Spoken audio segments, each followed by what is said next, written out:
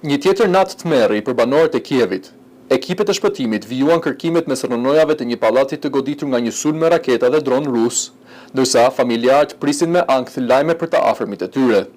Sulmi, një nga më të rëndët ndaj kryeqytetit Ukrainas këtë vit, la të paktën 12 persona të vrarë dhe 10 të plagosur.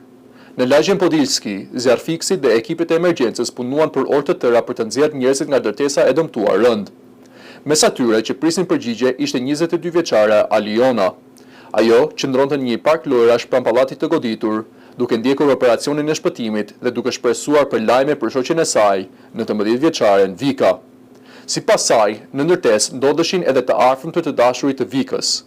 Disa prej tyre u gjetën, por vajza 19 vjeçare vazhdonte të ishte e zhdukur. Kryebashkiaku i Kievit, Vitali Klitschko, deklaroi se 10 persona u plagosën në zona të ndryshme të qytetit.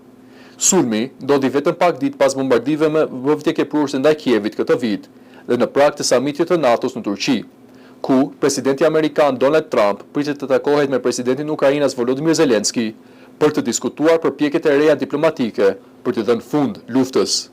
Ndërsa bota flet për negociata dhe paqe, në Kiev familjet vazhdojnë të kërkojnë të mbijë tuarit e fundit në ndronojat e sulmeve.